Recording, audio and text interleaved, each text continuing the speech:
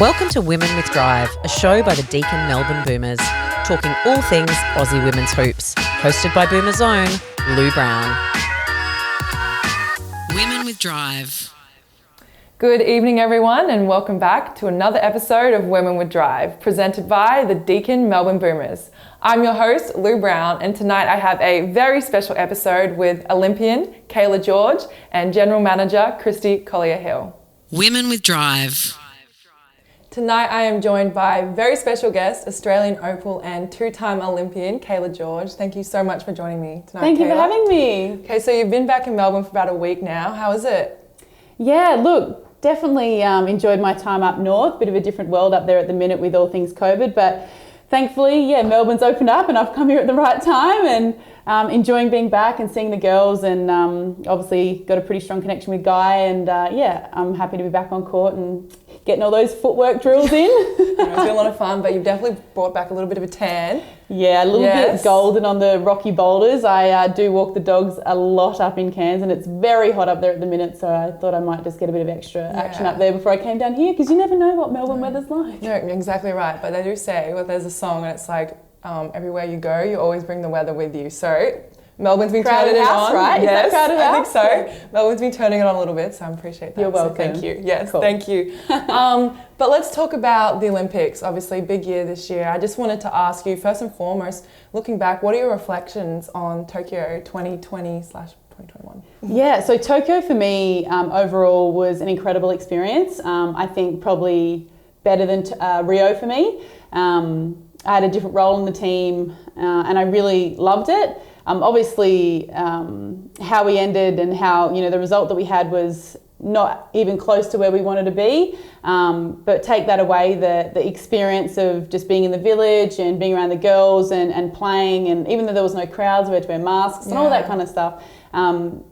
Japan did a really great job of kind of shielding COVID from us. And although we did, like I said, had to do all the mask things, test every day, I really felt really at home in the Aussie building, and the AOC did a great job in having like a mini Woolworths there, and we had all of our favourite treats, and I think I ate my body weight in furry friends at times, only on days off though, because bodysuit. I think Tessa Lavey ate more than me, but yeah, look, it was a really great experience, and I'm trying to kind of just dissect it still at the minute, just with result and actual experience overall. So I think it was a positive experience. I think I've said experience 5 times, but still kind of dissecting the result and need probably a bit more time than just, a few months after, because devastated. And, in my mind, keeping the Opal's legacy going was always and is always super important. And so to be a part of a team that didn't quite reach the benchmark was really disappointing, and it just takes a bit of reflection to kind of remember, it's okay. We've got World Cup next year. We just got to get back up and get back on that horse really quickly. So, and I know, you always talk about team result and stuff, but there was games, Cayla. You absolutely turned it on. Thank you. I appreciate it. So you were the life of that team. When they needed it sometimes. Well, that Puerto Rican game was funny actually. So before that Puerto Rican game, it's such an odd predicament. So we're obviously going to beat them by around 25, 30 points. Very much capable of beating them by that, I should say. But then you have to beat them by 26 points or whatever it was. I'm pretty sure it was 26. So going into the game, it was like, all right, it's a process, just be up by this much every quarter, we're fine. And then as soon as the ball went up and they scored the first basket, I was like, oh my gosh, we're down. In my mind, I was like, oh my gosh, we're down. And I panicked. Yeah. I panicked and I couldn't even play. And you could probably tell, but me and Eddie had to get subbed out first because I think both of us were a bit panicked. And I didn't want to be that way, but I can't even begin to describe the feeling of knowing that you're going to beat them because you can and capable of beating them, but you actually have to beat them at an Olympics. Yeah. Do you know what I mean? To make the quarterfinal, because you've lost the first 2, which is pretty rare for the Opals, so you don't mess it up because the whole nation's riding this emotion with you. Yeah. And they were. We were all here. So, and then when I got subbed back in, I think we were only up by 4 at half time, and it was just like, if we don't settle, we're not going to make it to the quarters. Right. And so I just found a different level of focus, and thank goodness, because that was tough to kind of battle with that first part of the game where it was just like, I honestly felt like I was out on the court like this because you just so badly want to win and know you can. It was just the oddest feeling. I'd never experienced anything like it.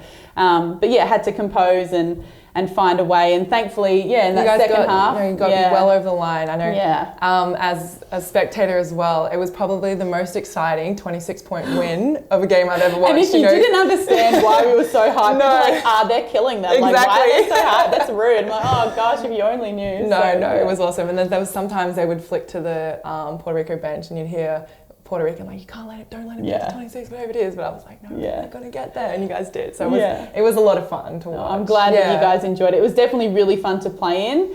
Those type of games where like I just get so hyped and the team's hyped and it's just like such an emotional the adrenaline's roller coaster. going. And there's nothing quite like it like at an Olympic Games. Like it's just a whole different level of adrenaline. And so afterwards, like to the media with the team, like we were just so hyped. And because we hadn't won the first two games and the way that we lost the China game and, you know, even the Belgium game, you know, we're better than that too. So it was really like, it was like a breath of just like, oh my gosh, okay, now we can reset and refocus. And then it was just unfortunate that we had to cross over to the #1 team in the world. So the US is always tough. But I mean, you walked in I have to ask because I asked Ezzy this as well about walking in the opening ceremony. Yeah. And you guys, as you mentioned, you guys made a point to be very present and not take your phones with you. Mm-hmm. But I just want to ask what that was like for you to walk in the opening ceremony because you mentioned you didn't walk in the first one because you guys had a game the next day. Yeah. And then also to be able to walk with Ezzy too. Yeah, so I might get emotional.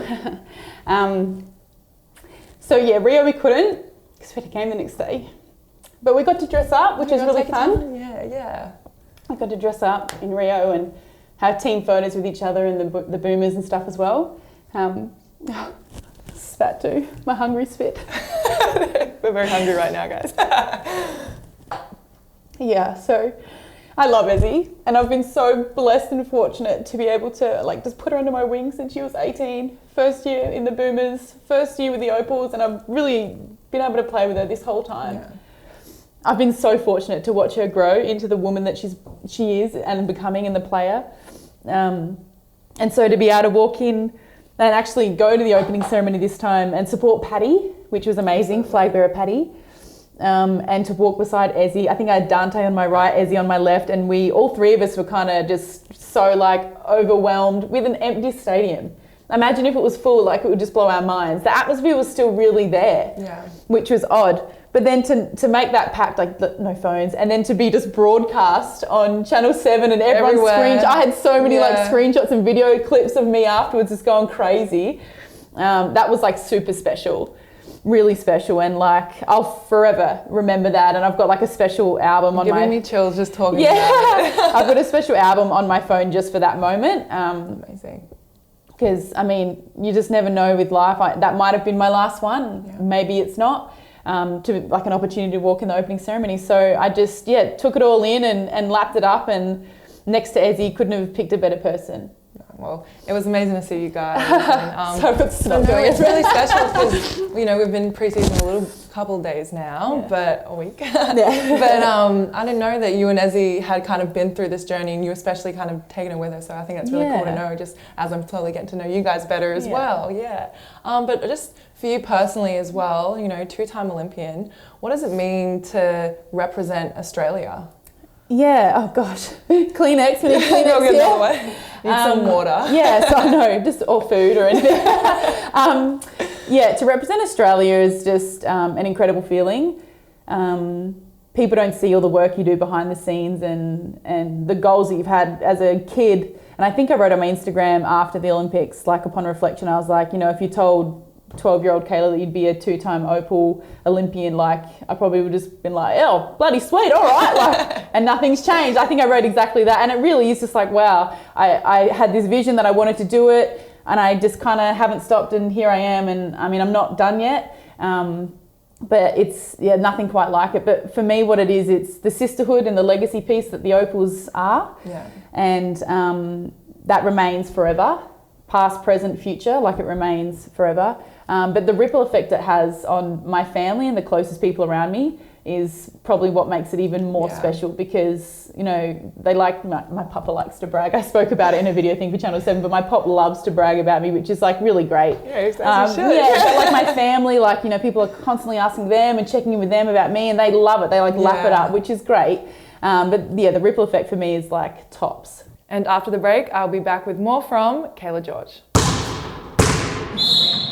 I wanted to talk a little bit about CaylaGeorge.com, your kind of mentoring, coaching business.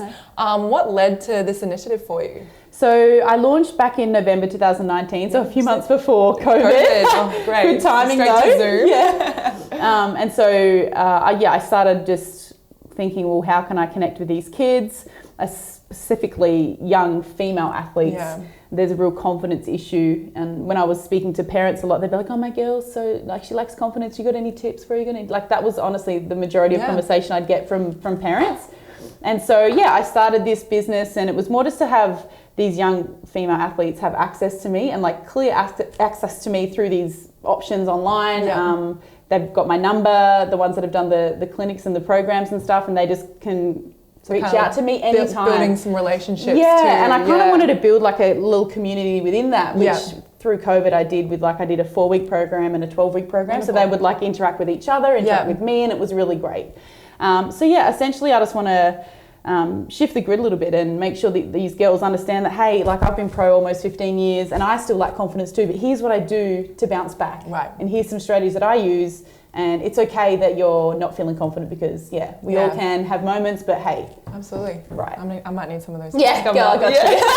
Well, that's good, because I was going to ask you if this was something that you kind of, through your journey as a professional basketballer, have battled through yourself. So that's great to know, because not only are you a leader for these girls in that community, but you're also a leader for us and the Boomers on our team. Can you tell me a little bit about like your leadership style and your approach to being a leader for the Boomers and in the WNBL? Yeah, of course. I'm just going to wipe my nose first. Is that okay? It's like I feel like I've got a pillar of snow. No, I would have told you. Let me use the cord. Sorry. Do I? Oh gosh. Bloody emotion. And I'm using my t-shirt. So classy. Is it gone? I'm going to get your finger out. Oh, is it gone? I'm going to get this one out. Oh my God. It's fine. I'll just... Gone? Is it okay? Maybe it's a bit of skin. It might be dry skin. Yeah, a bit of dry skin. Okay. It's fine. It's this way. It's good. Exactly. It's right side. Of the all right. You don't have to cut it. Just keep that in there. This is good.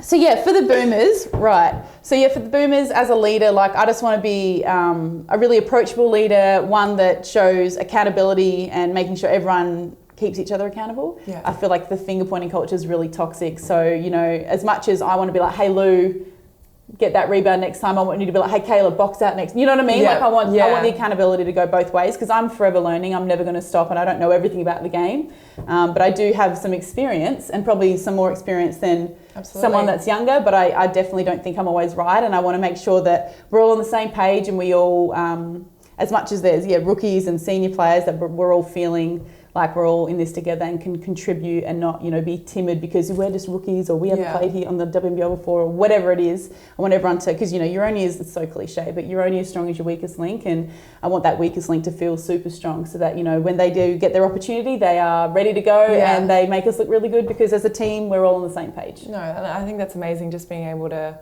make people feel comfortable brings the best out in them, for sure. So I think that's really special to be able to have that effect on people. But do you draw from your Opals and your Opals experience and experience representing Australia to be a leader?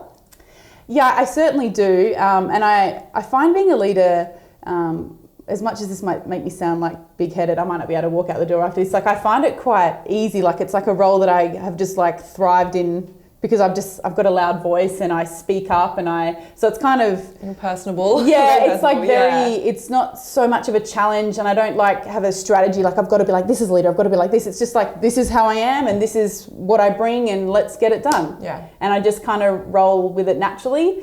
And that's kind of the way that I feel good doing it. I don't like to be an overthinker, because if I overthink, I'm really overthinking, and I don't want to do that. No. Because I can overthink. So more often than not, I'll just try and just be as natural as possible. And for the most part, I think I get it right. I think. I think so too. You definitely have. I've already the first couple of trainings. You're right away. You're taking the younger players under your wing and warming us all up into this team together. Because as you said, it's not easy coming into a new team. But also what do we're about a week now into pre-season or so. What do you think of the team so far? Yeah, it's definitely, we've got some solid returning players, which is really great. And then we've got some amazing newbies like yourself, Lily, a couple of new DPs. I think we look really good. It's just made me feel a lot older this season with these new faces that are a bit younger. The guy's still obviously the oldest looking one, so that's fine. That's good. Make sure he hears this. Yeah, please, Guy Malloy. I think we look good. I think it's going to be a really tough league. Everyone's got great imports as well. It's as cliche as it sounds again, but stronger leagues, new year, stronger league, better imports. I just think it's going to be a rip snorter. A rip snorter. Yeah. I like that one. Because after the hub last year, our fans will finally get to watch and stuff, so it'll be a bloody rip snorter. Bloody rip snorter. Yeah. That is a good one. Bring some of my North Queensland slang down. Yeah, absolutely. It'll be the Boomers' new tagline. It's going to be a rip snorter of the season. That's awesome. But, we're here in Parkville now as well. What do you think of the new facilities here, but also what that means for the Boomers and I think women's basketball in general? Yeah, I think it's incredible. I think to have this women's sports hub, and we're obviously sharing it with the Vixens, which is great. We haven't seen them around much yet. I think their season starts in March next year. But the facilities here are second to none. We've got 4 beautiful courts. We've got, our massive gym, which is new. We've got a whole recovery centre. And then we go from the court to the gym to recovery to lunch, and then we're out. And then we're done. We don't have to go anywhere else. So the level of professionalism is just tops. Absolutely. And what Boomers have put in place this year, not just in Parkville, but different sponsorships and things like that, and just even the theaterette that we have before team meetings and things like that. It's just lifted up the level, and it can only get better from here. Which if this is the level of where we're basing it, then Boomers are doing the right thing. Yeah, it's all gone in the right direction for sure. But also, coming back, you spoke a little bit about Guy now, hanging a little bit short on him, but we need to know. But what do you like about playing for him, and what do you think of him as a coach? He's okay. No, I love Guy. As much as I want to do my old habit footwork, he always tries to change it, which is fine. And he told me today that, it's only, you've only been doing this a week and you're already looking better. I'm like, yeah, all right, guys, so it doesn't feel good, but we'll get there. Yeah, thanks. Nah, it's fine. He's great. Myself and him have a really strong relationship, and we, talk off season all the time as well. And he really cares, and I think he has the respect of all of us, and we all respect him. So he's very particular with everything, and I think that's what makes him as good as he is. So I'm really hoping that we can, go on better this year and win a championship, not only just for us, but for Guy, for the club. And I think it would just be, he's put a lot of years into the club, and he takes this very seriously and spends a lot of time on, the tape and on the keyboard.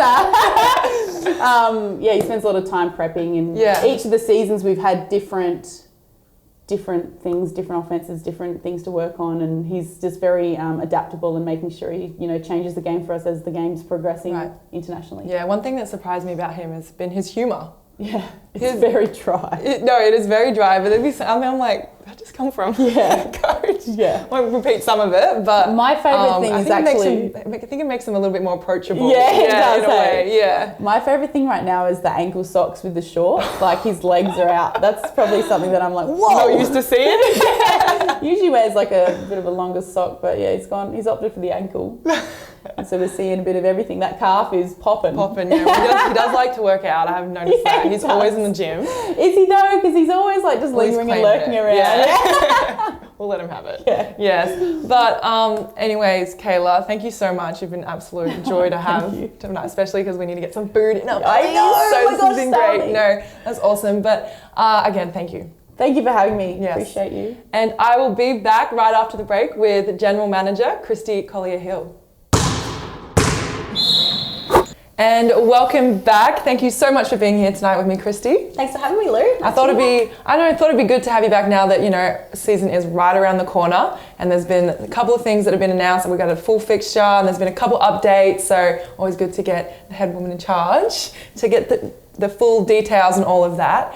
But let's start with the fixture. It's been officially released, so it's exciting to know that we're going to have a pretty much full season up until March, April next year. April, because we're going to make the championship series. Yeah. Yes, but I did notice, and I'm sure some of our fans and viewers have noticed too, that we're going to have home games not only in Parkville, but still back at the State Basketball Centre. So I thought maybe you could give a bit of a rundown on why that is. Sure. And I mean, it's pretty exciting that the fixture has been released by Basketball Australia. It's been a few weeks now. And it is as much as can be a regular home and away season. I think the season starts with most of the teams in their own space to a degree. We play our first couple of games against the other Victorian teams in the Bendigo Spirit and the Southside Flyers. And yeah, we do play our games at 2 venues this year, and there's obviously a reason for that. We've done a bit of a shift this year, and we're filming here from the Melbourne Sports Centre in Parkville, which is our new home for this year and for the next few years. But the State Basketball Centre is undergoing a major redevelopment at the moment, and it is going to be an amazing facility once it's finished for high performance.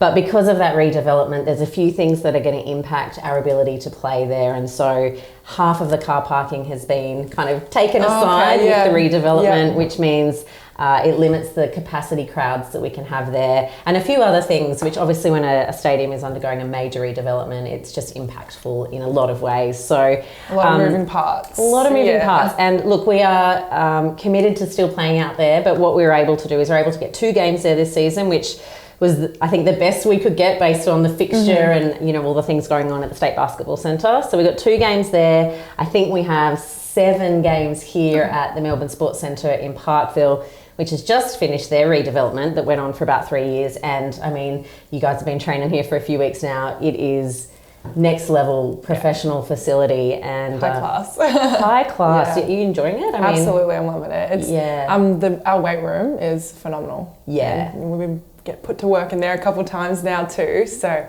it's really cool. And I know that it's all in one space, which you know, first year with the Boomers, but I had heard that previously that wasn't the case. You're driving around a little bit afterwards to get to the gym and stuff, but so now to have all in one space and to have the facilities and the resources that we do here is this, you know, hopefully gives that extra push this year to be even a better team.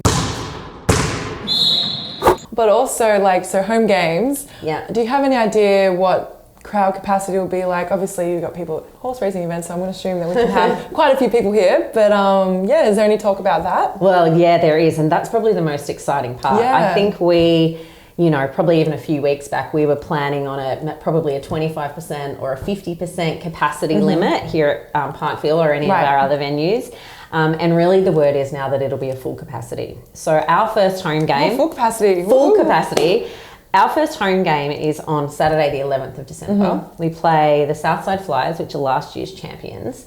The 2 rosters are phenomenal, you know, 2 of the best teams in the league, so it should be an absolute cracker. Also a bit of, like, you know, in-state rivalry, I think, totally. sometimes. Yeah. Totally. And we think that, and again, things move, but we think we can have a full capacity crowd. So our intent is to have a full capacity crowd. 3,000 people packed to the rafters, cheering us on, hopefully taking down last year's premiers in our first home game of the season. Yeah, I know that'll be so much fun, especially for the girls that were in the hub last year, to then come home game, and be able to have a full crowd there and bring that back to Melbourne. Oh, it'd be amazing. Yeah, it will be. But just lastly, is there any other updates that we should know about?